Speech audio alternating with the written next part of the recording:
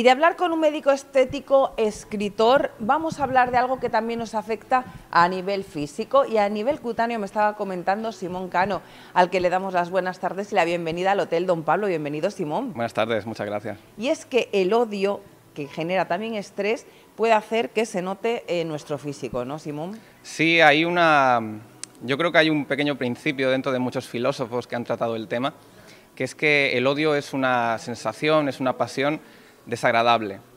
Es decir, por ejemplo, en el caso de Aristóteles, que para mí es uno de los que, en primer lugar, habilita una reflexión sobre el odio dentro de su ética, él habla precisamente de que es algo que nos incita a lo desagradable, nos incita a la calumnia, a hacerle daño al otro, ¿no? Entonces, yo no sé, por ejemplo, la misoginia precisamente contiene esta partícula del misos griego, ¿no? Es decir, el odio, ¿no? Misoginia, que es odio a la mujer. Ya por el simple hecho de ser mujer. Exacto, esto también incide en algo que tratará Aristóteles, que es precisamente que el odio no solamente se extiende a una persona, sino a todo un género, ¿no? Pero cuando hablamos de género no es un género, digamos, interpretándolo como un hombre o una mujer, sino género hablando de ladrones, es decir, una especie como de categorización gremial, ¿no? Pero bueno, por hacer una especie de genealogía de lo que el odio ha representado para los filósofos, no se puede entender el odio para Aristóteles, por ejemplo, desvinculándolo de su reflexión sobre la felicidad. Es decir, la felicidad era el bien último y supremo de la vida para Aristóteles, ¿no?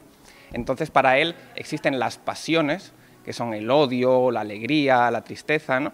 Y luego está ese modo de ser que nos permite actuar bien o mal conforme a ellas, ¿no? Es decir, tú y yo tendríamos esas pasiones, el odio, la alegría, ¿no? Y el modo de ser, la virtud, es lo que nos permite ejercitarnos bien o mal de acuerdo a ellas, ¿no? Entonces, precisamente la felicidad es saber comportarse, adecuarse de una manera virtuosa a la vida, y relegando ese espacio que tiene el odio en nuestras vidas, cohibiéndolo, intentando vivir con él sin que se manifieste demasiado, ¿no? Me ha venido una pregunta a la cabeza que te voy a lanzar, y es que si el odio es igual al miedo, porque si odias un género por el simple hecho, y me voy a ir también a la Inquisición, ¿vale? Si odias un género como es en la misoginia, odias a la mujer por el hecho de ser mujer, es porque le tenían miedo, y a esto me voy a mujeres quemadas por brujería, por brujas porque no las entendían de la inteligencia o de las capacidades que tenían, pues yo no sé, a la hora de tener un conocimiento de las medicinas o de las hierbas para utilizarlo, y las tildaban de brujas. ¿Odio igual a miedo, puede ser?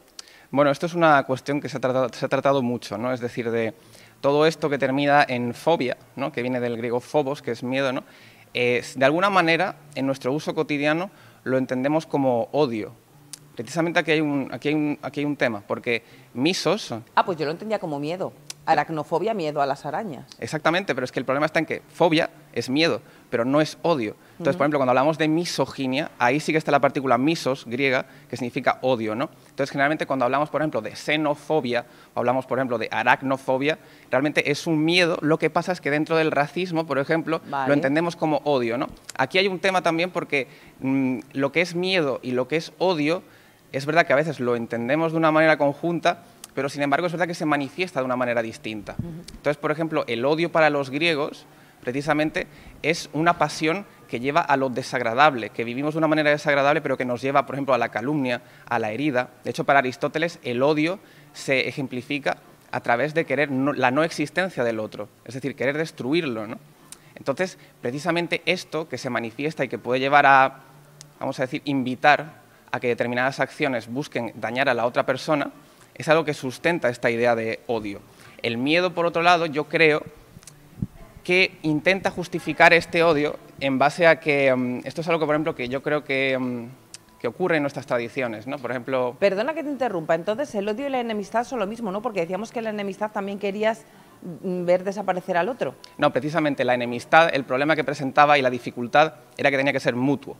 Ah, vale. Si el odio para que sea enemistad tiene que ser mutuo. Entonces, el odio presenta este gran problema, y es que precisamente al no ser algo virtuoso, algo que nos aleja de la felicidad, lo que hace de alguna manera es invitar a dañar al otro. Las causas del odio, eso sí que es un tema bastante complicado, pero por ejemplo hay un filósofo escocés, que es David Hume, que él propone, en la misma línea que Aristóteles, que el odio es una pasión, ¿no? Pero él dice que la causa del odio es compuesta. Es decir, nosotros no odiamos a una persona porque tenga tal cualidad, ¿no? Sino que lo que nos lleva a odiarlo es que esa cualidad se junta con esa persona y es lo que origina el odio. Por ejemplo, una persona, diríamos algo virtuoso, por ejemplo, podría ser que se le da bien la música, por ejemplo. Pero si se le da bien la música a alguien que no nos cae bien, por ejemplo, o que no nos gusta por algún tipo de rasgo, nos va a dar igual que se le dé bien la música o que sea el mismísimo Mozart, ¿no? Esto ocurre mucho cuando tú ves a un famoso, a un actor, a una actriz, y puede ser muy buena, es decir, puede ser muy atractiva, puede ser muy atractiva, pero luego interpretando es una patata, ¿no? Entonces... como a mí, que me cae mal Penélope Cruz y ya le pongan el papel que le pongan, claro, me parece fatal. Es decir, esto diversifica muy bien la causa, ¿no? Y para Hume hay una cosa también que es muy interesante y que a mí me gustaría comentar, y es que él dice, por ejemplo, que el objeto del odio siempre es una persona. Es decir, para él no podríamos odiar, por ejemplo, a un objeto o a un animal, ¿no? Sí, no podríamos odiar el chocolate. Exactamente, ¿no? Pero esto, por ejemplo, me recuerda a una película que no sé si has visto. Es una película de un director independiente que se llama... Pues yo odio el queso. El queso. Fíjate, es que esto es interesante porque en esta película que se llama Patterson, que cuenta la historia de un conductor de autobús, es un conductor de autobús que tiene una vida muy sencilla, ¿no? Y que en sus ratos libres se dedica a escribir poemas en un pequeño cuaderno, ¿no? Y él vive con su novia y su novia tiene un perro, y un día, después de un día en el que no le ha ido nada bien, llega a su casa y descubre que el perro de la novia ha devorado su libreta de poemas, ¿no? Que era un tocho bastante grande. Madre mía. Y entonces en un momento dado está mirando al perro fijamente, ¿no? Y le dice, te odio, ¿sabes? Entonces, precisamente el objeto del odio para Aristóteles no puede ser otra cosa que una persona plantea, igual que para Hume, plantea este problema de cuáles son los límites del odio, cuál es la frontera que nos indica hasta dónde podemos objetualizar esa relación con el otro que nos lleva a querer negarlo, ¿no? O sea, que tendría que ser solo entre humanos. Y también estaba yo pensando que estabas diciendo que el odio es unido a una cosa que se le da bien a alguien y que esa persona encima te cae mal, y si encima tú no eres capaz de hacerlo, más odio todavía, ¿no? Claro, aquí entra el terreno de la envidia también. Ah, vale. Que la envidia... Bueno, claro, por lo general no, también va un poco unido, igual que del amor al odio solo hay un paso. Claro, es que fíjate, esto plantea una cosa que dice Nietzsche, ¿no? Y que yo creo que es algo que se delata rápidamente en todo esto, y es que el problema del odio, cuando tú le preguntas a la gente, es que cada uno lo interpreta de una manera distinta. Incluso hay gente que te va a decir, el odio es una palabra muy fuerte, yo no odio a nadie, me caen mal, cosas así, ¿no? Entonces... He escuchado a gente decir eso. Claro, es que esto es un tropo, ¿no? Como se dice. Sí, y luego dices, perdona, no dices la palabra odio, pero estás haciendo lo mismo que una persona que odia a otra. Claro, es que la reflexión filosófica que hay detrás del concepto de odio es precisamente esta que defendían los nominalistas. Es decir, los nominalistas creían que no existían universales, es decir, que solamente existía aquello que yo podía señalar y nombrar, ¿no? Por ejemplo, yo puedo señalar una mesa y decir mesa, ¿no? Pero una idea tan abstracta y universal como el odio, eso realmente no existe. Claro, para porque ellos. cada persona la entiende de una manera. Claro, entonces no hay realmente una sustancia del odio. Entonces, el problema que tiene el odio es que nosotros, cada uno de nosotros, albergamos una serie de relaciones emocionales que creemos podemos centrar bajo el concepto de odio, pero realmente no comparecen o el odio se queda corto para intentar significar todo eso, ¿no? Entonces Nietzsche precisamente decía que el odio no es la emoción, el odio no es una unidad. Es decir, nosotros tenemos esta especie de vicio conceptual de directamente lanzarnos y etiquetar una emoción con una palabra, ¿no? Pero realmente nosotros no sabemos si lo que sentimos responde al odio o si simplemente es un displacer para con el otro. Es una sensación desagradable, una pasión, una emoción. Aquí también hay una ambigüedad increíble que muchos filósofos intentan justificar, pero es que incluso en nuestro lenguaje cotidiano tampoco somos capaces de depurar lo que significa una emoción, ¿no?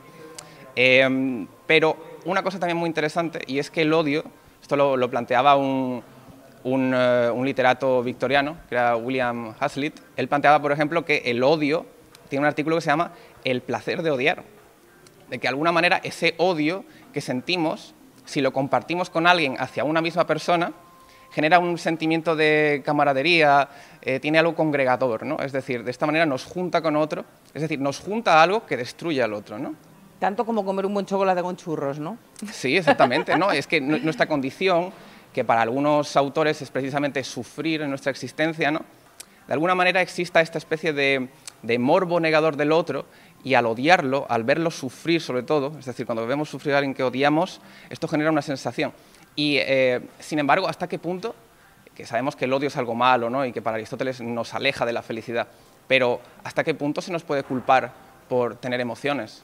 Es decir, el odio, al fin y al cabo, incluso para Aristóteles, es algo que todos sentimos, pero que podemos medrar de alguna manera actuando virtuosamente. Pero ¿realmente se nos puede culpar por odiar? Cuando conocemos a alguien y dice, pues yo odio a tal, ¿realmente lo podemos reprochar, ¿no? Entonces, para Aristóteles, realmente, él decía que no juzgamos a los demás porque odien, juzgamos a los demás porque no son capaces de cohibirse con respecto a esa pasión, ¿no? Claro, y hablando de pasiones, ¿por eso está tan ligado el amor al odio? O sea, por eso está la expresión de del amor al odio y un paso, porque dentro del odio hay pasión también. Ese es un tema muy bonito. Nietzsche tiene un aforismo en su libro Humano demasiado humano, en el que dice que amor y odio no es que sean ciegos, ¿no? Es que están cegados por su propio fuego interior, ¿no? Es decir, hay una violencia pulsional que responde tanto al amor como al odio, ¿no? Y eso nos revuelve, pero al mismo tiempo nos confunde, porque igual que el odio, el amor también presenta esta especie de, vamos a decir, de velo conceptual que oculta realmente muchas sensaciones, ¿no? Incluso cuando tú le preguntas a alguien qué es estar enamorado, se te quedan cortas las palabras para intentar describirlo, ¿no?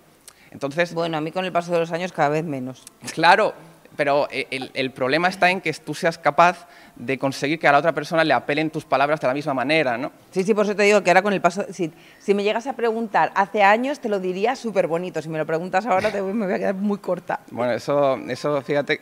mira, fíjate, esto es interesante porque Nietzsche también plantea que tanto el amor como el odio se tienen que trabajar, algo que dijimos también con la enemistad, ¿no? Y que si no se alimenta, al final, las semillas se acaban muriendo, ¿no? Entonces, al fin y al cabo, el odio, lo interesante y lo que comparte con el amor es que es una relación con la alteridad, con el otro o la otra. Entonces, al fin y al cabo, lo que nos hace es vincularnos. Creemos que es negativamente, porque el odio es una etiqueta y directamente la ponemos, ya me cae mal, lo cruzo, ¿no? Pero al fin y al cabo sigue siendo muy complejo. No sabemos reaccionar y es algo que nos enseña la vida, que por mucho que la intentemos conceptuar, odio, amor, bonito, malo, ¿no? Nada de eso responde a la complejidad que tiene la vida, y esto es un poco lo que planteaba Nietzsche, que tenemos este vicio a identificar emociones para de alguna manera manejar el mundo y entendernos, pero tiene sus problemas, porque al fin y al cabo no captura esa complejidad. Nos estamos quedando sin tiempo, pero me ha venido una pregunta muy importante y que no quiero dejar de lanzarla, y es ¿amor, odio, pasión igual masoquismo? Bueno, yo creo que en el momento en el que aceptamos la condición de la vida de sufrir, es decir, cuando aceptamos que la vida es sufrimiento, o por lo menos esfuerzo... esa no es mi vida. Esfuerzo... Eso no lo acepto. No, pero al fin y al cabo... Lo de sufrimiento, digo. El esfuerzo y sufrimiento son... Esfuerzo sí. Esfuerzo y sufrimiento de alguna manera implican una voluntad que no todo el mundo está dispuesto a dar, ¿no?